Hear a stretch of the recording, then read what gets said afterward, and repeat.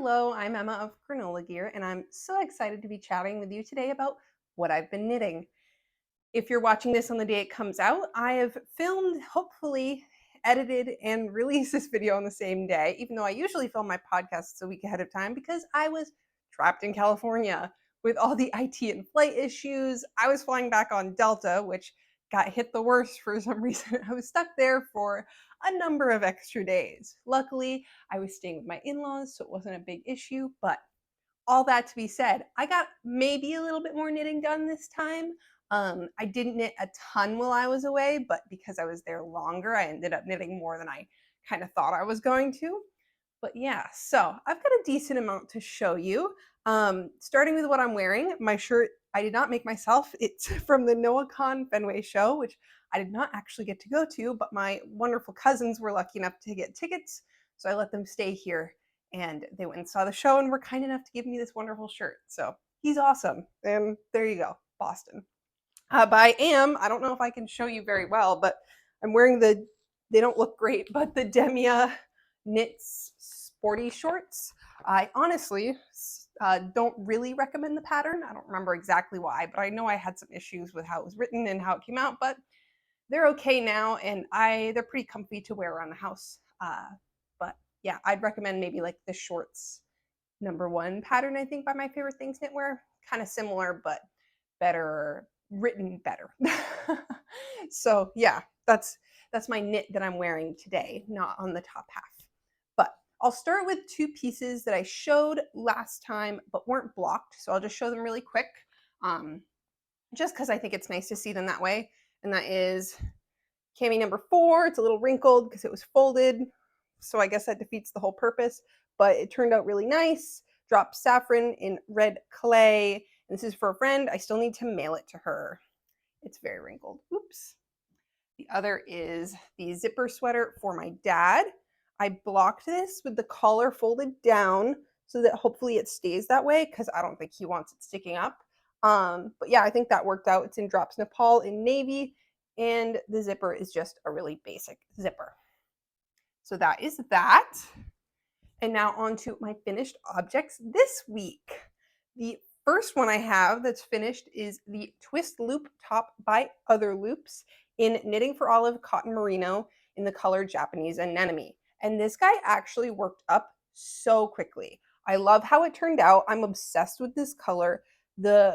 I think it was the perfect yarn choice in my opinion because it's still light and summery, but the little bit of merino really puffs up the cables more than a straight cotton yarn would.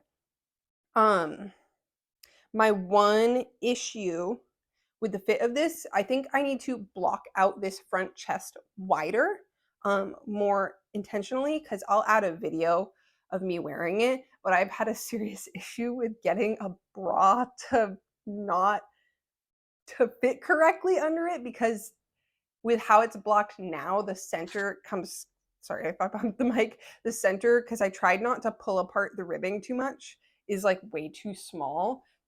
So I'd have to like safety pin my bra in the front to get it to not show. I didn't think that would be an issue, but it kind of is. So yeah, I think I'm gonna block this again and try that so it turns out a little better. But I like how it turned out. We've got a nice folded edge here. I finished the I-cord on the armholes, which really hurt my hands. And it was the perfect length, how they wrote it. It's very cute. I really love this. Yeah, no issues really. I highly recommend this pattern if you can deal with that. I think maybe because the Knitting for Olive is a pretty lightweight yarn, if you use something that was slightly closer, like slightly more fingering weight and a little less light fingering, you probably wouldn't have the issue. I think it would come out a little bigger, or maybe if I knit the medium, because I always forget to mention this because in my head I don't really think about it. I pretty much 9 times out of 10 knit the size small or the size 2. Not as in like size 2 in regular sizing, but if the sizes are numbered, usually the first size is basically the extra small, and the second size is the small. Unless I have like yarn issues, if I size up or size down, if I knit an extra small or a medium in patterns because of the what they say for sizing, weirdly, every time it ends up either way too big or way too small.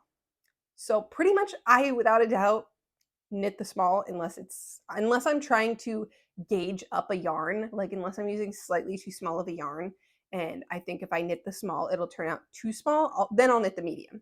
That's kind of my only wiggle room. I generally find that the other sizes just never work out for me across designers. This is not like a one designer thing. So yeah, that's what size this is, all that to say. But yeah, I really like this pattern. I love this color. I'm obsessed with this color. I would love if they came out with this color in the pure silk because I would knit lots of things in this. I'm a pink girly. What can I say? But so I've been on my next finished object. I've been on a bit of a like a lingering whip finishing streak, which started last time and has continued and hopefully will continue. I don't have a ton of stuff left, but these were sort of the big things. And this one had been lingering because I didn't have enough yarn and I finally ordered more. And that is the Elisabeth Blouse by Petite Knit. And mine is very floppy because it's in Paintbox TK cotton, which I like because it's a good summer sweater. I just had that DK that I had thrifted and I thought this would be a good piece for it. Little did I know, even though I did the math, I thought I did not have enough yarn. So I ran out in the body. I ordered more. It's in the midnight blue. And you may be able to tell on the camera. I'm not sure. I'll take a video if you can't. It's kind of got crap all over it, though this has been blocked. I can't get this hair off of it. Oh my gosh. My dog's hair. But there's a big color difference. Obviously, these are two totally different dye lots, but it's not really like a one color is darker and one color is lighter. The original color is a lot more purple than the other one is, pulls a lot more purple. So I alternated to make it less obvious, but it's still obvious. I kind of don't care, but if it bothers me, I'm going to dye the whole thing black. It's probably fine, but you know, it is what it is. I really like this. I was away with my family and we were at not the beach, but rivers and stuff like that. And I was throwing this on every morning when it was kind of cool out. It was really nice and cozy. I love a cotton summer sweater. I really want to knit a cotton summer cardigan because I have a commercially made one that I love and I throw on all the time in the summertime. So that is a hope of mine in the future. At some point, I'll get around to it. Most patterns for cardigans and that kind of thing obviously aren't designed with cotton in mind. And I think for a summer sweater, it's kind of a whole different sort of thing that you're going for. Gauge doesn't need to be as tight because you're not looking for warmth. You're looking for kind of breeziness. Maybe I'll design one myself. Who knows? But yeah, I like this pattern. I'm 100% going to knit another one of these in a more wintry yarn. I am a collar girly through and through. I love a good collar. I think it's just kind of my style, always has been. For whatever reason, collared shirts just call to me. I worked at a grocery store for a little while when I lived in Los Angeles, and the dress code was hoodie or a collared shirt. And everyone I worked with, because it was Los Angeles, would wear hoodies every single day. And I don't really like hoodies, and it was Los Angeles, so it was warm. So I wore a collared shirt every single day, which kind of made me look different than everyone else because no one else was, or maybe they'd wear a polo or something like that, but I was like full cotton button down shirt every day because for me that's just the look, or at least like under a sweater. I love it. It's my favorite. But yeah, so I love this pattern. It is a sport weight pattern and I knit this in a DK weight, which is slightly larger. I didn't really find it to be an issue, but I think my gauge is a little bit larger, and because it is looser and kind of drapey, I think it has pulled the whole thing a little larger. My sleeves are floppier, which I'm okay with, summer sweater again. But I think it also pulled the armpit down more than it would be in the design. So I found that as things with kind of a drop shoulder or like a lower armpit do, when I put my arm up, the body comes up quite a bit. So it is maybe a little bit short on me. I could knit it longer, but I was sort of, as I was alternating the yarn, I was like, honestly, it's probably a good spot to stop when I run out of the original yarn too. And then the striping looks a little more intentional. So the striping of the yarn stops here, and then the rest of this is in the yarn. I actually have about like 4 skeins and only needed one and a little bit. I just wanted to be sure. I didn't want to risk it, and I figured I can use it for something else. It's just a navy, it's just a cotton, so I can definitely use it. But Yeah, so that's my only thought. I mean, I may go back and make it longer. I may just deal with it. I'll probably just deal with it. It's not really like a huge issue or anything. So yeah, it's a little bit cropped, but I think that's just the nature of the yarn choice that I made, and it's not necessarily what the design would originally be. My collar is also definitely a little wider because of that. This drops a little bit lower. Um, I may, I don't know, I may find a way to like pull it in a little bit, but I think it's fine. I like it. It's just a bit different. Um, so yeah, those are all my finished objects. Sorry if I'm a little all over the place. I feel like there's just been so much going on lately that I'm a little harebrained. But yeah, so on to works in progress. And I have three. So because I finished my twist loop top, I cast on something in the pure silk. And then once I got through the body of this, I actually did get quite a bit done on my Friday tee, which had sort of been on hold while I was working on other things. So I will start with, actually, I'll start with the Friday tee. I've got this over on the side too. This is on now on slightly bigger needles, but because it got so much bigger, it looks smaller still. I'm almost at the split for the body. This is the back, actually. I have a couple more increases just on the body to go before I get there. Let's see if I can make this slightly better. Probably not. I'm still obsessed with this color combination. The peachy yarn with the bright blue is so pretty. My only concern is, oh, this is actually, no, it is the sleeve in the front and back. Confusing. My only concern is that the blue is going to bleed because the piece, the cami number 9 that I knit in Justice Blue did bleed a lot. So I picked up some of those color absorbing sheets. So when I block this, I'm going to throw like 2 of them in there just in case. Uh, that's my only fear. I think this collar probably isn't going to pull in a ton because of the cotton that it is. We'll see when I put it on, but I think I'm probably going to have to throw some elastic thread in there just to make sure. I like how this is turning out. I'm almost done with my first. I have a skein, one full skein of the drop saffron and cobalt blue, and a partial skein. I started with the partial skein, and this is what's left. I think I'm gonna have enough. Once I split, I'll start the body, and then once I get like an inch, I'm gonna do the sleeves first. So then I'll just work the body. Sorry, there's a truck going by. I'll work the body as much as I can with the stripes. I think it'll maybe be a little short, but I think it'll be fine. Obviously, the ribbing is in just the pink, so as long as I can get a decent way, I can just switch to the ribbing after I do maybe a couple rows in the pink, and it'll be fine.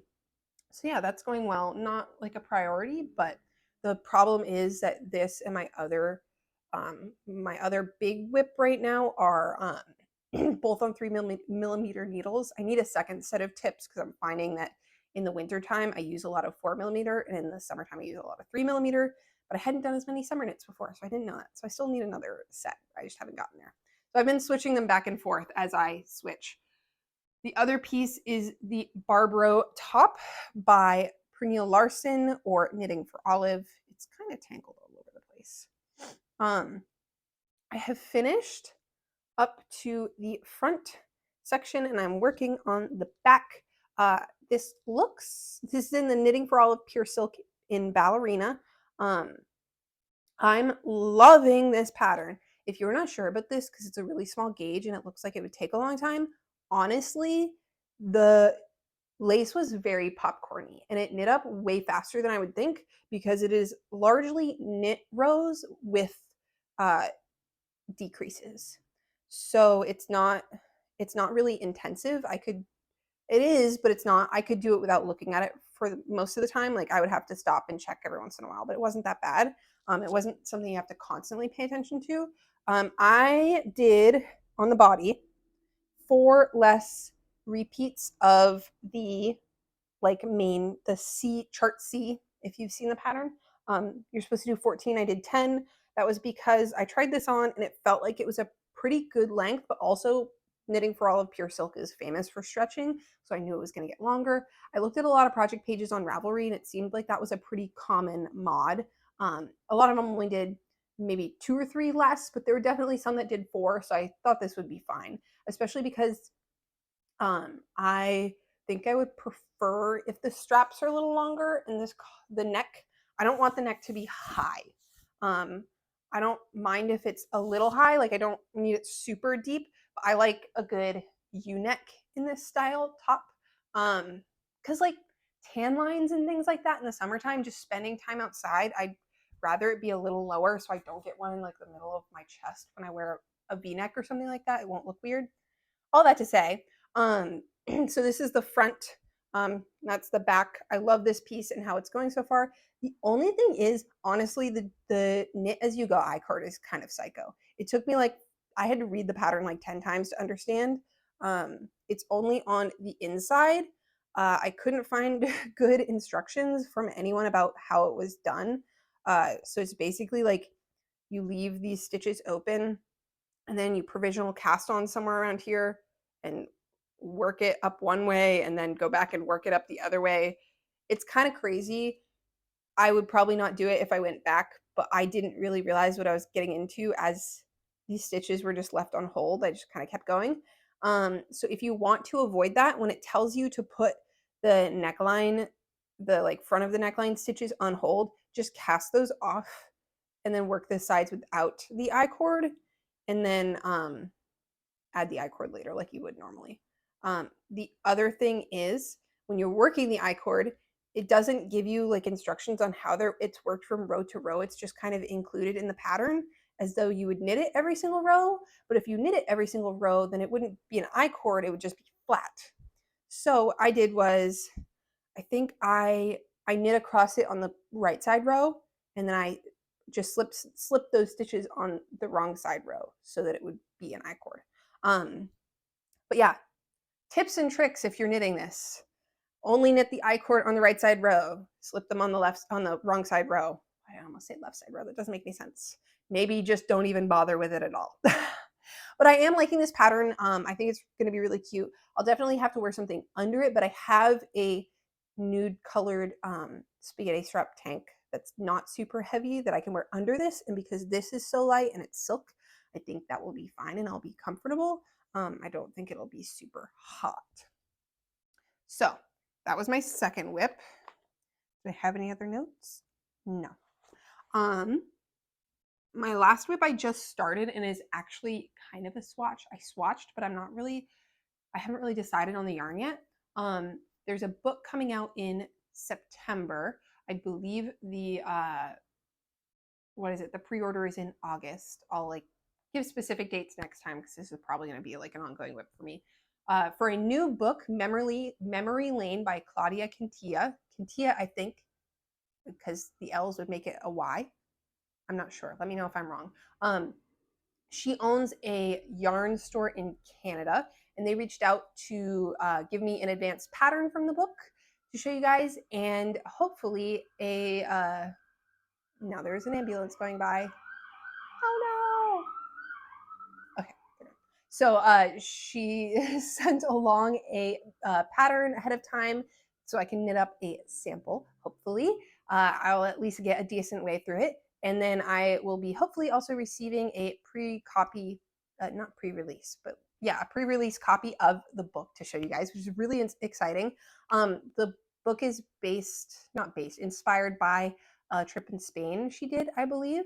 And they're all really beautiful. There's some gorgeous color work, beading and appliques and that kind of thing. I picked the design Maria to start trying to knit up. I will insert the photo that they have. There's a video that shows the whole thing, but I think the photo only shows part of it. So I'll link the video so that you can see that too. But it's kind of a simple, it's a sweater, but it feels more like a top. Really nice tailored shoulder details and a color work on the sleeve and on the bottom, as well as beading, which I'm very scared of, but I'll give it a shot. This sample is knit in like a strand of lace weight wool and a strand of lace weight mohair. I may end up changing the yarn I'm doing, but mine is probably still going to be a little different just because I prioritize stash and what I have, and you know how that goes. So the yarn I'm currently trying, but I'm not sure if I have enough, is this unraveled sweater yarn that's 100% wool in this nice kind of light brown color. It's more rustic. It does hit gauge. I'm not sure if I have enough. That's my concern. For the size that I'm knitting, the size small, there's You don't need a huge amount because it's a pretty close fitting garment. It's like 0 to 2 inches ease. But I'm still not sure. I'm pretty sure, but I'm not sure. If it's this, which I know I've started it, but I'm going to do a few more swatches because I'm not sure. If I use this, I'm going to use this, which is also an unraveled sweater yarn, 100% wool, this purple color as my contrast, I think, probably. And this is like a lace weight, so I'll probably have to hold this double. I think that would be really pretty and cool. If that doesn't work out, one of my other potentials was this as a main color. This is a fingering weight superwash with this as the contrast color. But this is a little off gauge. If I got a mohair, it might work better, but it also might be too big. So that's part of my concern. I don't know if that would fix that. So that's a potential. Also, this is quite variegated, and this is, I think it's high contrast enough that you would be able to see, but might be too much going on. I also have this yarn that I could maybe use as the contrast, which would make it less variegated on both yarns and more just on this one. This one might be a little big, and like I said, the gauge might be off. Also, I have this red yarn that might be an okay main color. I'd have to figure out what I wanted to do for the contrast color. And I also have this cashmere. I have a couple skeins of this unraveled sweater. This is also unraveled sweater, like alpaca and wool. So many options here, guys. So many options. This cashmere that I'm not sure would be enough for a main color, but maybe it could be the contrast color with this. This might be too big. There is so much going on here. I'm trying to figure it out. I'm working through it. But all that to say, this book, Memory Lane, I can't speak today. Memory Lane, that's coming out, has a lot of beautiful designs. I don't think she's released pictures of all of them, but I'm really excited about it. There's a gorgeous lace one that if I wasn't terrified of something that crazy and feel like I'd never finish it, I would totally knit because it has a collar. But yeah, all very exciting.